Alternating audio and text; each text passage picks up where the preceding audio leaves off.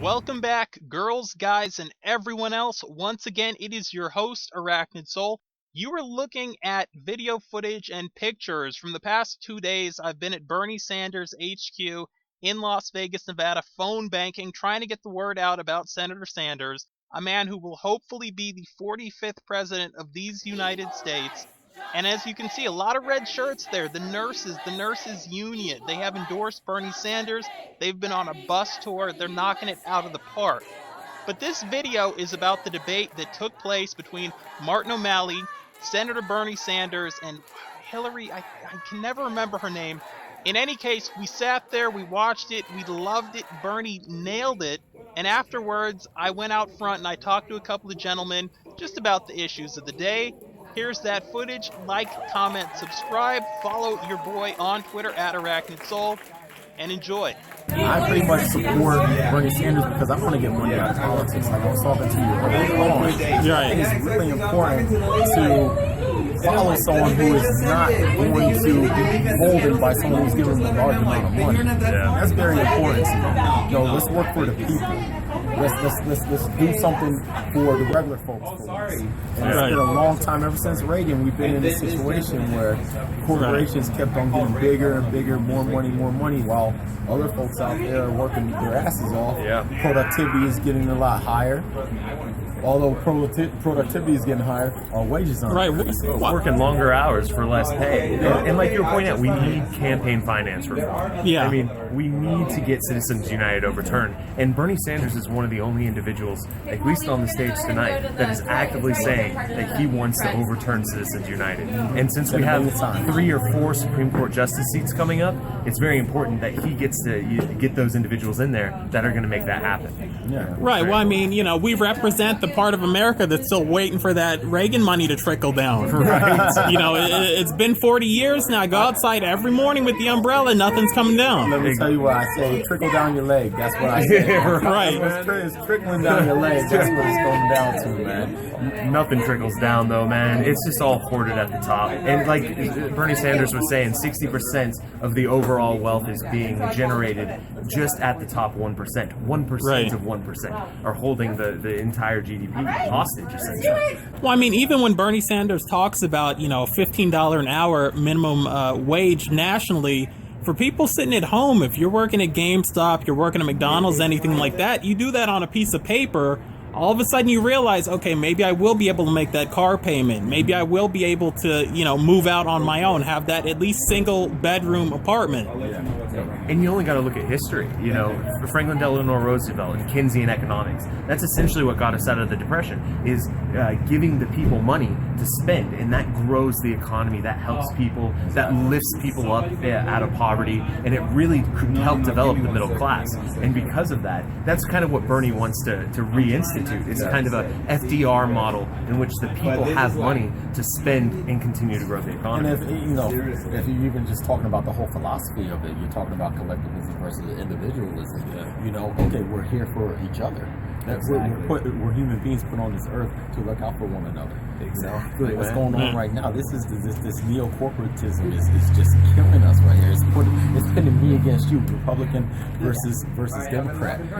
The rich versus the poor. But really, what it comes down to, look, I don't besmirch the rich folks. Okay, you're making money, that's fine. But what I do say is, look, if you're that person out there making a gang of money, or a corporation out there making a gang of money, but then your employees can't even get by, can't afford medicine to keep them healthy, can't afford food to put in their baby's stomach, there's a problem with that. I come from a town, Bethlehem, Pennsylvania. Bethlehem Steel. We'll talk about that after the camera goes off. I know all about that place. Okay. So pretty much, then you would know there's people who were able to get a job, a modest living, but they were able to go ahead and, like we keep on saying, take care of the family, have a house, have vacation, have enough money to take care of themselves when they were sick.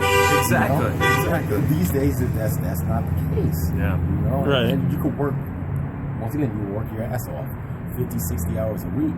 I know folks who got 2-3 jobs, and they're still struggling to pay the bills. Right. And like you were saying, there's models all throughout the world of countries that are pulling this off in spades. I mean, you have the Scandinavian countries, Great Britain, France, Canada, who can all socialize medicine and bring down the cost of prescriptions and give free healthcare to the masses. Instead we're paying high premiums. So many people are underinsured. People get sick; they can't afford their bills. I mean, that hurts me.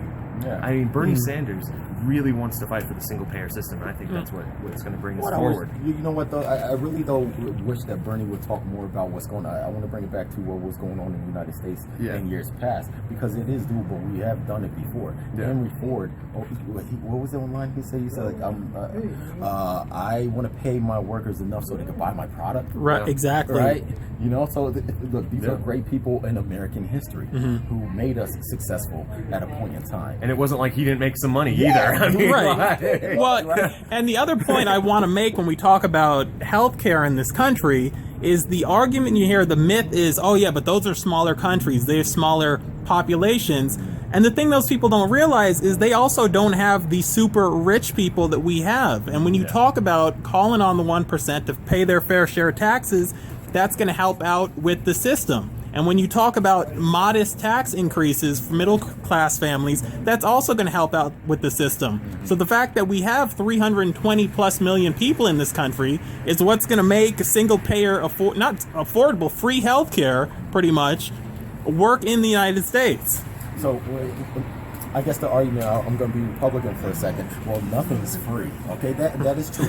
Nothing is free. Right. However, at the same time, once again, collectivistic versus individualistic philosophy is that we're all here to work for each other. We're all here to care for each other, right? Right. If your brother falls down, you're going to help him up.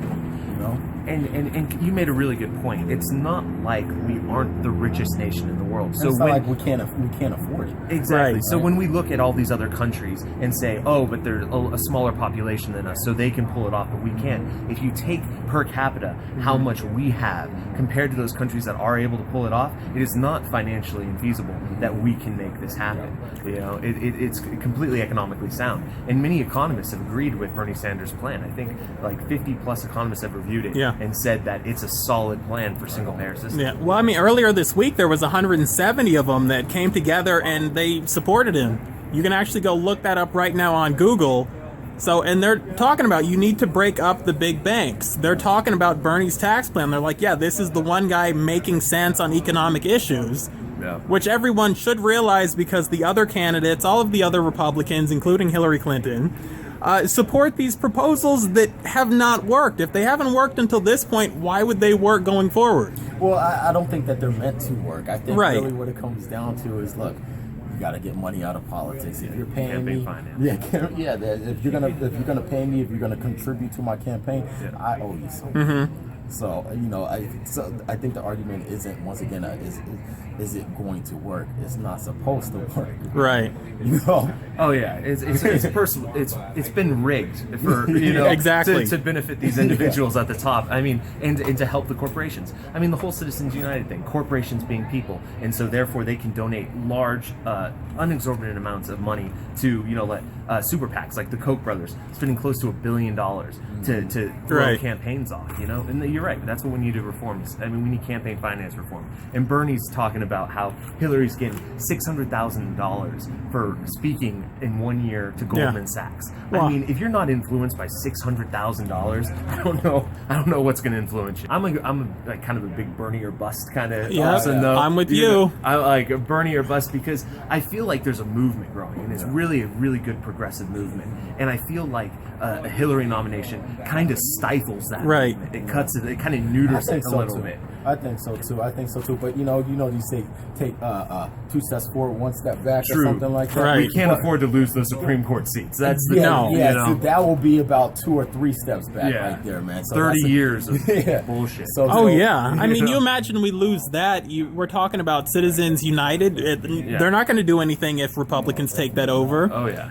There's always this talk about women losing their reproductive rights. They might actually do that. Re-looking at Roe v. Wade and overturning that would be horrible for them. Right, and then you look at things like the Voting Rights Act, and there's a lot of people in this country who want to get rid of that, and we know which side of the aisle they're on. That might go away. Yeah. I mean, there could be really serious consequences if we nominate a Republican. He goes in and has to bring forth 3 or 4 new Supreme Court justices. Yeah. But you know what the actual thing is? I mean, everybody in this country wishes that there were less abortions, whether you're pro-choice, anti-choice, whatever your position is. Now, if you want less abortions, it's got to start in the schools with comprehensive sex education. You also have to support things like when that HPV shot came out, and people were like, oh, I don't want to give that to my daughter because it's going to make her sexually active. It's like, no, it's not. It's another vaccine that's going to prevent cervical cancer. Exactly. It comes down to education. Thank you for talking to me, and Thanks for having us. Bernie, feel the burn. There you go. Let's do it. all right, and I will catch you guys, girls, and everyone else out there later.